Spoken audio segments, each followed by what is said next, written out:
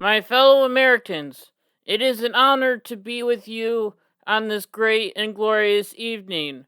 Now, for this presidency, I am here to do two things. Erase everything that Donald Trump has done is number one, even though that may mean getting rid of a bill that would actually lower the cost of insulin, that'll be okay. Number two, it would be my honor to break Franklin Delano Roosevelt's record of how many executive orders signed. He has 3,782. So frankly, I still have a long way to go. So with that, I will sign these different executive orders. I have about 63 of them. I don't really know I'm not really sure what they are even meaning or anything. Some of them take away your jobs, but you're just gonna have to live with that, okay? So let me get over to this table. All right. Let's sign. All right. I will be signing about 12 bills today, and the other ones will be coming in. Let me just put this pen in my pocket for safekeeping.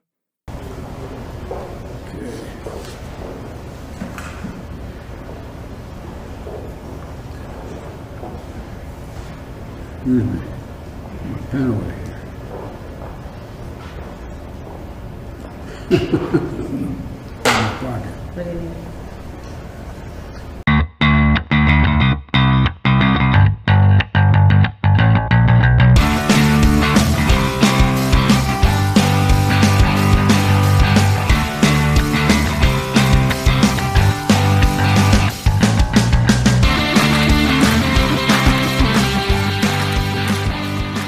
Hey, what's going on, everybody? It's Kyle Dockery with the Dockery Docket.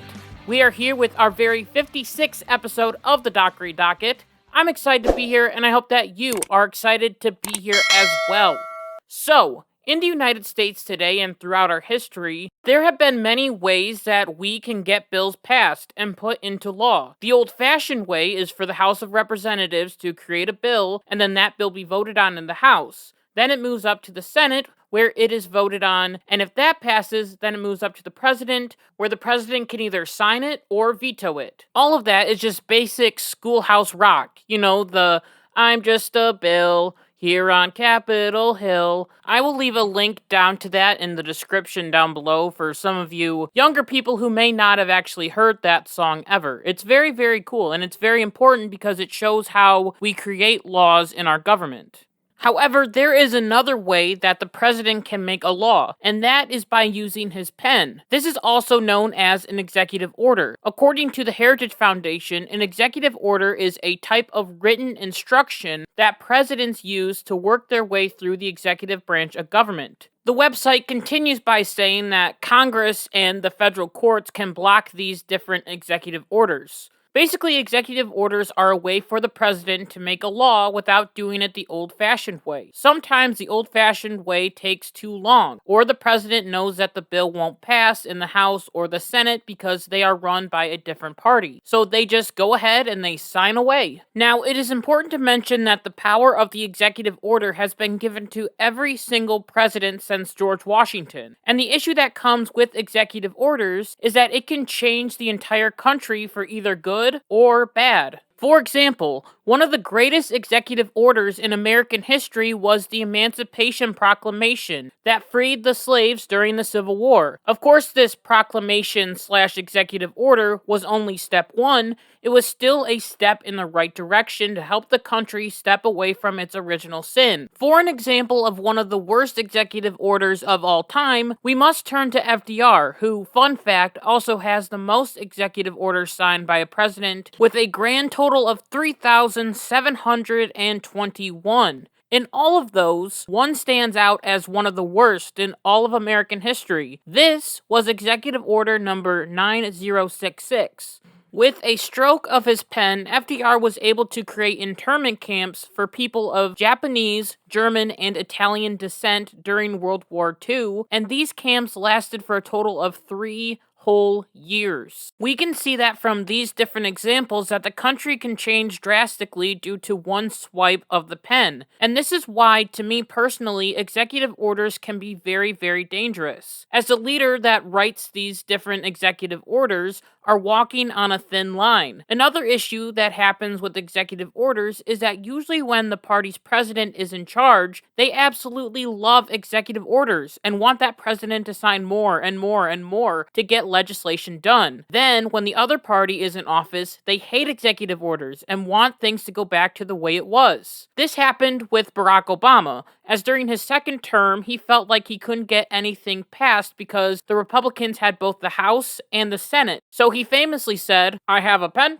and I have a phone, and I can write laws that way." This made Republicans very, very angry, as they wanted things to be run the old-fashioned way. Then, Republicans got power when Donald Trump was elected, and Trump also signed executive orders to the cheer of Republicans. These executive orders got rid of some of Obama's executive orders, and he also added some of his own. This in return made Democrats mad, just like the Republicans were mad when Obama was in office and they did the exact same thing. Now the Democrats wanted things to change, as now the Democrats wanted bills to be passed the old-fashioned way. All of a sudden, once again, the opposing party doesn't like executive orders. This sentiment was so strong in the Democratic Party that Joe Biden, the nominee of the Democratic Party at the time, said this about executive orders to George Stephanopoulos. Take a listen to this.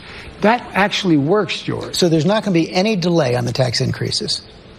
No, well, I got to get the votes. That's why, the one thing that I have this strange notion. We are a democracy. Some of my Republican friends and some of my Democratic friends even occasionally say, well, if you can't get the votes by executive order, you're going to do something.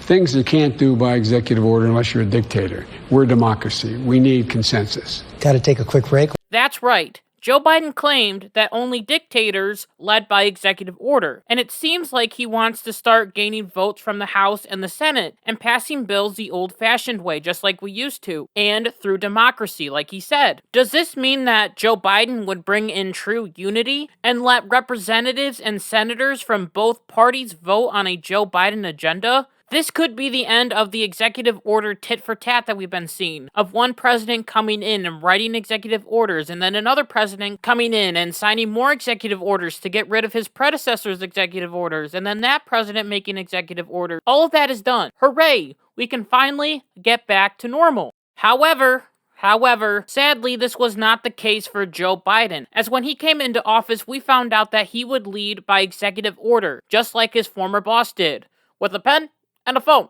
As Joe Biden's first week in office, we saw around 24 executive orders be signed into law, with more in the pipeline. If you aren't sure if that's a lot of executive orders, let me tell you, this is of course a lot of executive orders, especially when Joe Biden is compared to his predecessors. As in their very first week in office, Donald Trump only signed 4 executive orders, Obama signed 5, Bush signed 0, and Bill Clinton signed 2. Biden is clearly beating his predecessors by a mile when it comes to the executive order tally. These different actions have been on a wide scale, from climate change to COVID to racial equity to healthcare. All of this just seems so disingenuous coming from Joe Biden. As we talked about last week, Biden wants to be the president of unity and love and unity. This is not a way to do it, as it seems he is literally cramming legislation down our throats. And many people are very, very angry at Joe Biden for these different orders, because these people know that it could lead to bigger problems down the road. For example, there is an idea that is coming from the left that soon we are all going to die from climate change. So to fix that, we need swift action right now.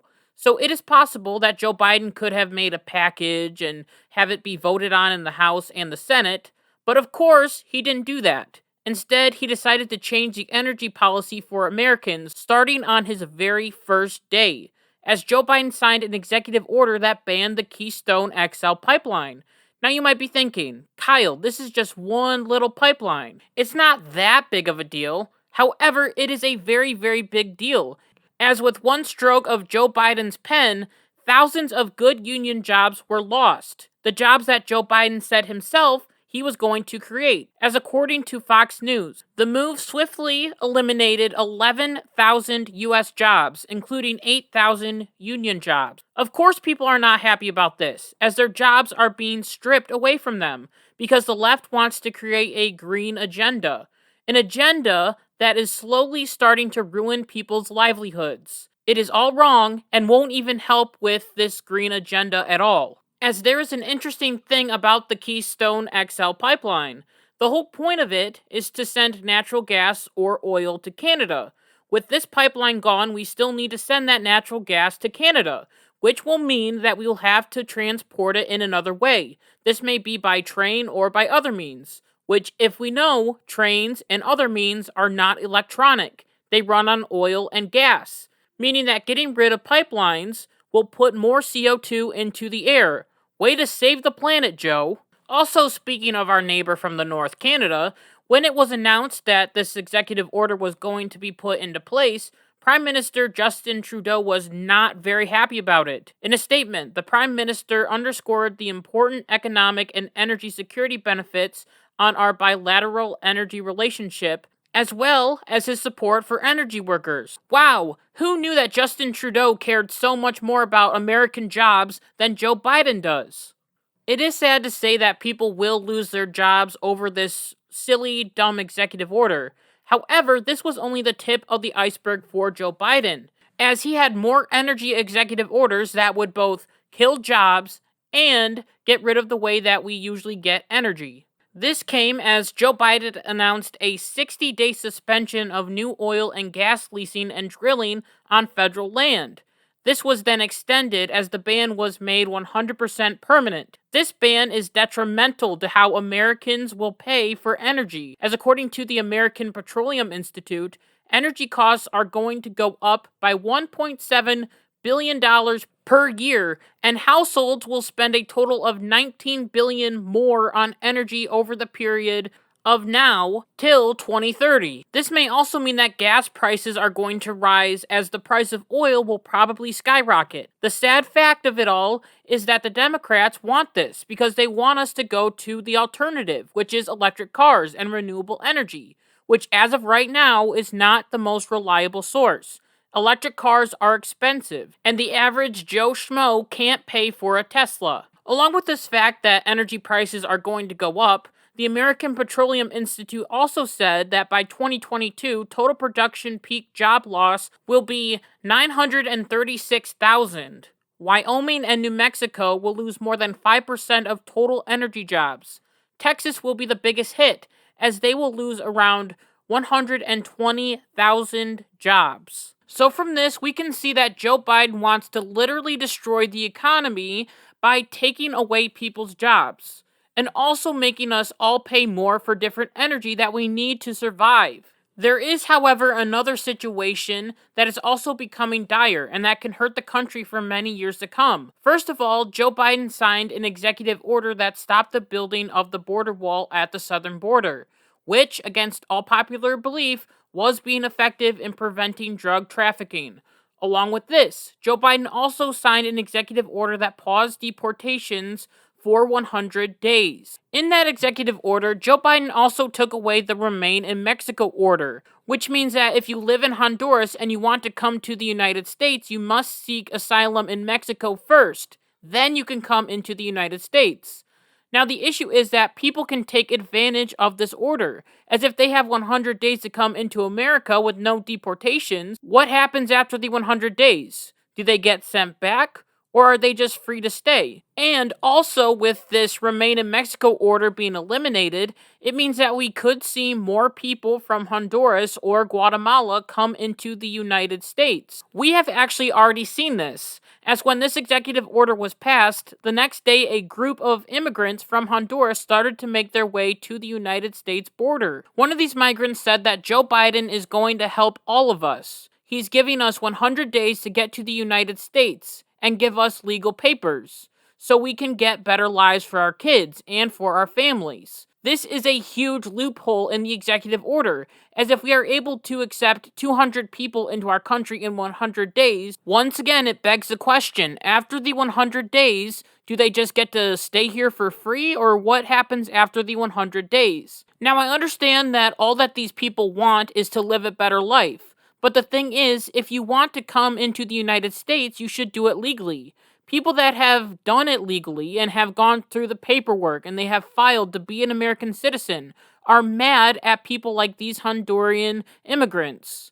Not because they don't want them to come, but because the Honduran migrants are getting a free pass while other people have to wait in line. It is not a fair process at all. As I mentioned at the very beginning of this episode, there are ways to block executive orders. And this immigration order is an example of that, as a federal judge named Drew B. Tipton in the South District of Texas temporarily blocked the Biden executive order for 14 days so he can review it and see if the law is unconstitutional. In a response, Tipton said that the order was likely illegal, and he continued by saying that this order not only fails to consider potential policies more limited in scope and time, but it also fails to provide any consensus, reasonable justification for a 100-day pause on deportations. As of right now, it looks like they have a pretty good case for overturning this executive order, which will be good for the state of Texas, as they are most affected by illegal immigration. It was reported that on Friday the 29th, Joe Biden was going to sign more executive orders regarding immigration. However, this was changed to Tuesday, and this makes me and many other people wonder why he would wait all the way till Tuesday. And my theory is that he is getting a lot of heat from the signing of these different executive orders.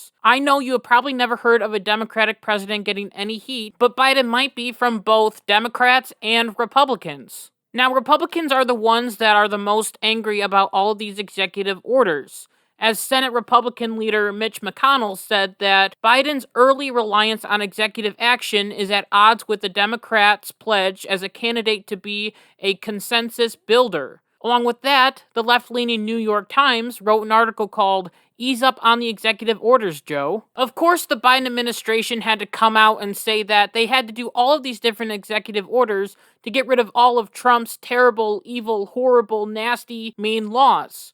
However, a wonderful reporter still asked the new press secretary, Jen, I'll circle back around to that Paskey, about the slew of executive orders. Here is the question from the reporter and the answer from I'll circle back around to that. Ask about this flurry of executive orders we've seen. President Biden ran on a pledge to restore unity. He promised on Inauguration Day he'd be a president for all Americans, but since he's gotten into office, he's been largely acting unilaterally. I mean, we saw a record-breaking number of executive orders. He has not yet met with lawmakers on Capitol Hill, and we're not even quite sure who he's talking to on Capitol Hill.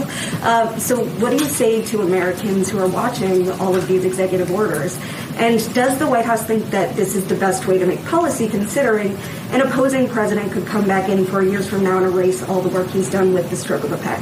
In terms of executive actions, he also ran with a commitment to take steps immediately to address the pain and suffering that the American people were feeling. And that includes overturning some of the detrimental, harmful, and at times immoral policies and actions of the prior administration. But he's the first to tell you, as he said many times publicly, he's not going to take executive action alone. That's why he's put forward a number of packages that he's actively working with members of both parties to move forward on. Just like I said, this was all about Donald Trump and getting rid of his terrible, evil, horrible, racist laws. What we as Americans need to remember is that Joe Biden said that he would not lead by executive order. I played that clip at the very beginning. What we are seeing now is Joe Biden turning into a hypocritical leader that rules with his mighty pen and paper. And so, in the end, I hope that this episode helped you understand just how dangerous executive orders can be. As with one stroke of a pen, a lot of things in the United States can change, either for the good or the bad of the country. And in all honesty, looking at these different executive orders that Joe Biden has signed, it doesn't look like these executive orders will be helpful to the American people. It may be helpful for the Middle East and China, as we will probably be buying more oil from them, and it will also be good for thousands of illegal immigrants that are coming into our country.